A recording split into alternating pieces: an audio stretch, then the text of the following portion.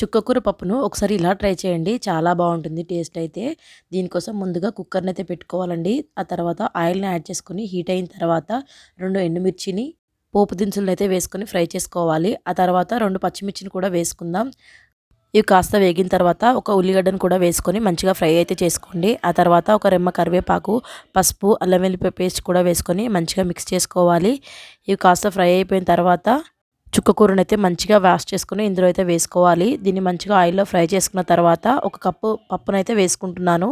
దీన్ని కూడా ఒక 2 నిమిషాలు ఫ్రై అయితే చేసుకోవాలండి. 1 కప్ పప్పుకైతే ఒక 2:30 గ్లాసుల వాటర్ అయితే పడుతుందండి. ఆ తర్వాత ఉప్పు, కారాలు కూడా వేసుకుందాము. 1 టీ స్పూన్ ఉప్పు, 1 టీ స్పూన్ కారం, అలాగే ఒక హాఫ్ టీ స్పూన్ ధనియాల పౌడర్‌ని అయితే వేసుకొని కుక్కర్ మూత అయితే పెట్టుకొని హై ఫ్లేమ్ పెట్టుకొని ఒక 4 విజిల్లు వచ్చే వరకు అయితే ఉడికించుకుందాము. చూడండి పప్పు అయితే ఉడికిపోయింది. ఇప్పుడు ఒక 5 నిమిషాలు అయితే సిమ్‌లో పెట్టుకొని మంచిగా ఉడికించుకోండి. ఇలా చేసుకుంటే టేస్ట్ అనేది చాలా బాగుంటుంది. ఒకసారి ట్రై